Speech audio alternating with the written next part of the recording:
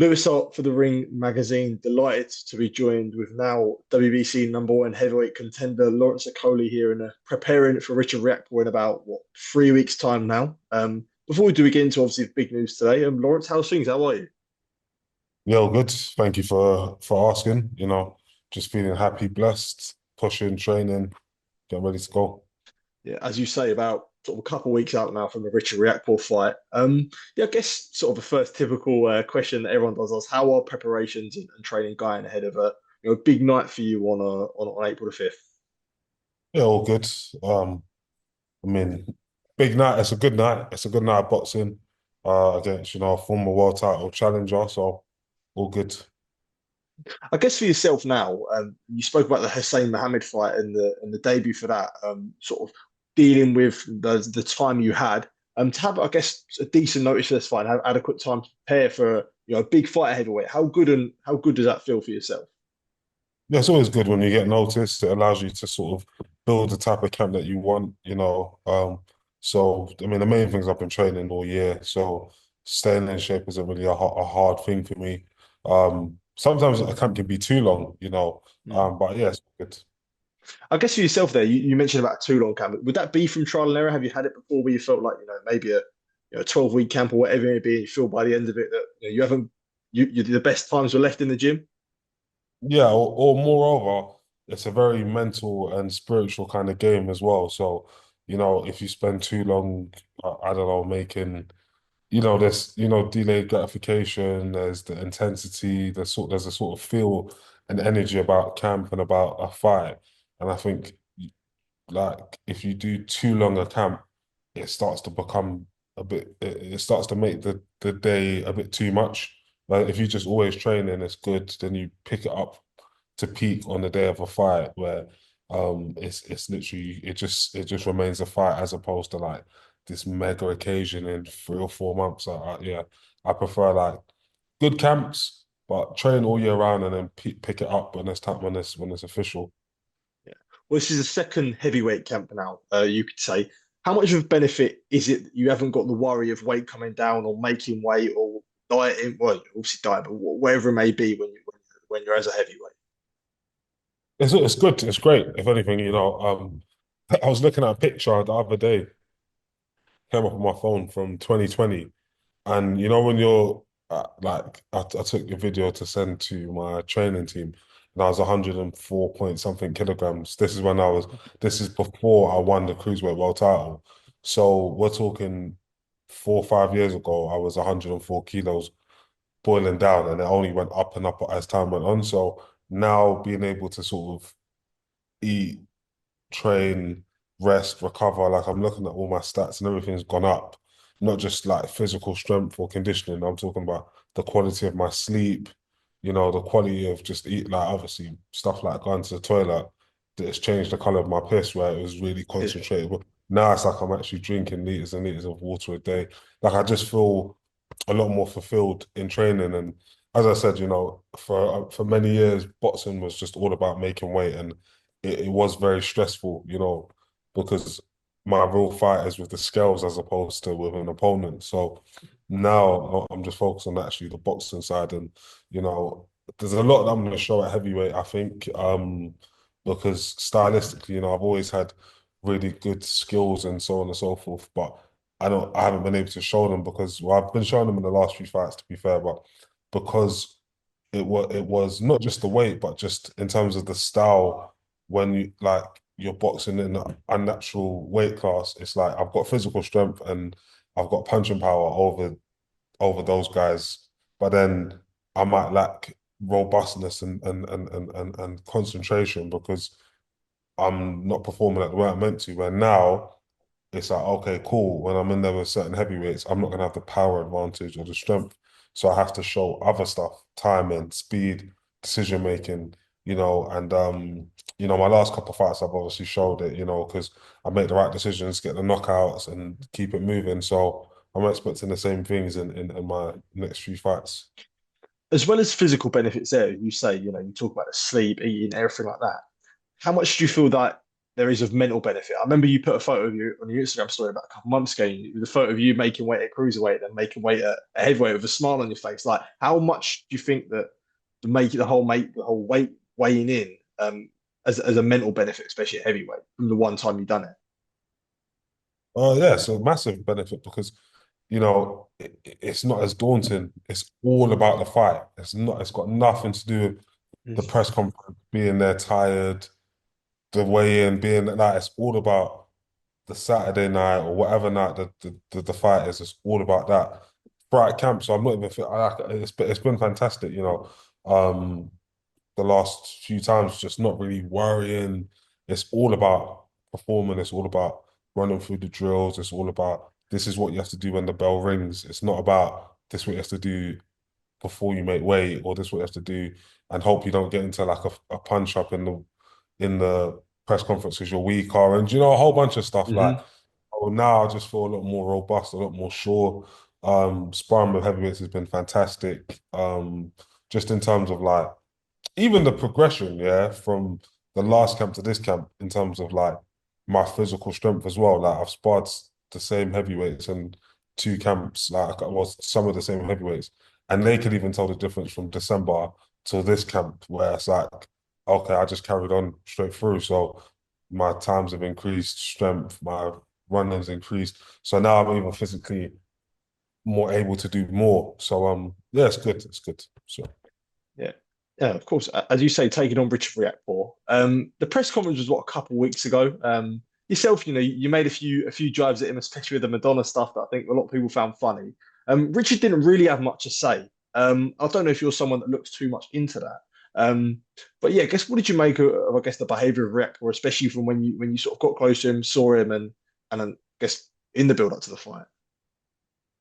there's not really much to take from it, At the end of the day, we're gonna fight. I I don't really look at that stuff anymore, Obviously, I'm experienced amateur and pro, and I realize, there's some guys who have boxed, sparred, been in there with who look petrified, who don't look me in the eye, who don't, and then they come out and give me some of the hardest work or the best fights. And then there's other guys who come on super confident and this, that, and other. And as soon as I hit them, it all goes out the window. So I don't really take too much from it. In terms of Richard, like there's enough footage of him to kind of know what he is and what he does and what he's good at and what he's not good at. So that's more what I look at than how he responds when I'm in person. Because we'll see anyway. Obviously this is a big occasion. Like obviously I've been in big occasions, like several world title fights, Olympic. Like I don't, I've been here, done that. And I've been in there with guys who are strong, guys who are experienced, guys who punch hard or punch fast or have good attributes. So for me, it's nothing new or crazy. For him, obviously, it will be of what him facing his second world champion. And obviously, I'm by far the best fighter that he would have been in there with amateur or pro. So I'm looking to make that show. And this fight is as well extra special for the news that come out today. And obviously now WBC #1 ranked heavyweight. Yeah, Lawrence, just talk to me about that feeling when the news come out that you are the #1 contender, I guess, at heavyweight for the WBC. Yeah, it feels good. Obviously, I was world champion at Bridgerweight, WBC, world champion cruiserweight. So it's like I've been world champion in two different weight classes. And my plan and aim has always been to be freeweight world champion and kind of, do what I did at cruiserweight and, win by knockout to win world titles and push. Same at Bridgerweight, same thing I'm trying to do at heavyweight now. So, it's great to be in the position, but now we just need to get the fights locked in and handle business. For yourself, now being WBC #1, that could come with critics only having one fight at heavyweight. I think it might have come as a shock to people to see you as #1 contender. How do you respond to that sort of claim that people may make about your ranking? No, nothing. I mean, it's simple boxing. I was world champion with the same governing body and moved up, so you get a good ranking. Then my first fight at heavyweight, I boxed for a WBC silver title, and I won by knockout in the first round. So that put me in the ratings. And then you just have to look, the guys above me at the time, Tyson Fury, rightfully so, Zhang, Kabayel, Okolie. Okolie obviously lost to Parker by first round or second round knockout. Great fighter, but he's IBF and I don't know what's going on there. You've obviously had Parker go WBO. Zhang lost to Kabayel, and Kabayel became interim champion. So it just goes like this, and Tyson Fury retired. So everyone believed me. Yes, they're all heavyweights, but none of them have ever won a world title. None of them have won two world titles in two weight classes. So I've done a lot in boxing, and I'm now a heavyweight. So you do get those sort of perks when you have been a world champion, and you do box for titles within the governing body. That's just how it goes. But the bottom line is the fights are going to happen where me versus Kabayel or me versus whoever. And then, after I've won those fights, that the critics of this ain't really gonna matter. Mhm.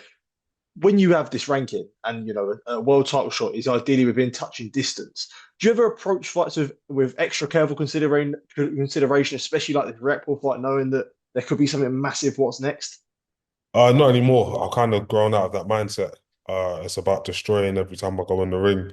Um, because if you don't get the opportunities, even if you're ranked number one, if you can't boot the door down, because I've had several behind the scenes, the promoters know what's been going on. I pushed for some of the biggest fights, the best fights against guys that people would probably consider me to be the underdog in, and people have been swerving left, right, and center. Do not want it at all. And it's not like, pardon me, it's not a big fight or it's this, that, another. It's just, nah, he's a banana skin. Nah, I don't really like that style. And it's like, this is getting said point blank to managers, to promoters. So behind the scenes, the people that matter can kind of see the temperature of these heavyweights. And I just need to do my job and my time will come. For yourself, Lawrence, you've been a world champion, especially in two weight classes, and that's special in itself. But if you speak now honestly, how special would it be being a heavyweight world champion? Would that mean Uh, more? I think so. I think it would be. I mean, it's obviously the heaviest weight class. Hmm. Um, it definitely would because it was one that I wasn't expecting. I thought I would move up to heavyweight at some point, but where I was world champion at cruiserweight, I thought maybe I'd just do my career at cruiserweight and just keep, draining myself and whatever. But winning at heavyweight would be fantastic because, for years I used to look at those heavyweights like, wow, look at AJ, look at Tyson, look at this, that, and other. And now to be able to like compete with them and win world titles is going to be the icing on the cake right at the right time. This might sound like a bit of a stupid question, but I hope you sort of understand where I'm coming from it. But if I ask you, what would mean more to you, being like the notoriety of a heavyweight world champion or being a three-weight world champion, if that makes sense? Because being a heavyweight champion comes with its different level of I know what you mean. status. Do you know what I mean? I know what you mean, yeah. Well, it's tough because obviously they're like to me they're the same thing, Hmm. winning another world Hmm. title and being heavyweight. But definitely the heavyweight world title would be the one that I would want to be introduced as more than the cruiserweight or bridgeweight. It would be like former heavyweight world champion, and then you could say the other one. So definitely heavyweights. The premium one, and it's right there, one, two, three fights away from sort of securing that, and why not? Yeah, I only say that because if you look at someone like Alexander Usyk, for example, what he done at heavyweight is probably when it's all said and done, he'd be far more recognised being an undisputed heavyweight champion. And the same goes for Holyfield. Do you know what I mean? So that's just the sort of the reason behind the question, if that makes sense. Yeah, of course, it makes all the sense in the world. Heavyweight division is the premium division. Obviously you've got some superstars in other weight classes, but when you say I'm heavyweight world champion, everyone knows what it is. Everyone gets what it means, and it shows you're the baddest, really, because you'd expect a heavyweight to be able to beat pretty much every other weight. So if you're the heavyweight world champion, then you should be able to beat every other fighter. Naturally, is the aim some is that naturally is the aim Agit Kabayel with him having the WBC interim. We don't really know what's obviously going to go on with Usyk. We don't know if Usyk will fight him or not. So naturally, for yourself, not looking too far ahead, but it has to be Kabayel holds the interim title. Yeah, definitely. That's the one that I'm looking for. I've watched him for a number of fights now, beating Sanchez, beating Mazmadov, beating Zhang. Like, you got to hand it to him. The guy's doing his thing. He's obviously an interim world champion. He's undefeated. He's on fire. And at the end of the day, if I want to be a world champion, that's the sort of guy I've got to beat to get there, either to win it or to be in position to win it. So, I'm silver champion. I'm ranked number one. He's interim champion. Usyk is gonna do his thing, whether that's against Dan Dubois, age, like he's got his own route he's gonna go down. So Kabayel's gonna need a fight. I'm gonna need a fight after beating Richard. So I'm sure that that one's gonna happen, and then the winner will be one step closer to the heavyweight world title. Before I do let you go, Lawrence, last week there was obviously news of Dillian White pulling out against Joe Joyce. The card is full of heavyweights. Was there any consideration for yourself potentially stepping in against Joe? Yeah, definitely. Obviously, but I was meant to box Joe. I was meant to box Dylan. Both those fights didn't happen because of the stuff I spoke about earlier. Um, it is a fight I still would take. I don't know how it's gonna go. Do you know what I mean? I don't know what's really going on behind the scenes, but yes and that. There's not really any fighter that I wouldn't box. So yeah, that's where we're at. Well, you say that it looks likely that he might be fighting Philip Hrgović. That looks the likely next option. If that is the case, what do you make of the fight between Joyce and Hrgović and potential for yourself and aim for a winner of that? I think Hrgović will win. Personally, I know they box as amateurs, but I think Hrgović has got a style that will be pretty difficult for Joe, where he's decent on his feet, got good sort of punch selection, so he'll be able to sort of pick Joe off as Joe comes forward. I know he did lose to Dan, but he didn't. He lost to Dan in a sort of like standing on his feet, and just getting bashed and the eyes going. I don't know if Joe can deliver that kind of performance that Dan did. So I would favour Hrgović in that fight, but you never know. Interesting times and obviously good times for yourself, Lawrence. Appreciate taking time to speak to me today on short notice. As I say, congratulations on the news of being WBC number one and all the best on against Richard Riakporhe, mate. Really appreciate the time. Thank you. Yeah, thank you so much. Cheers, mate. Cheers.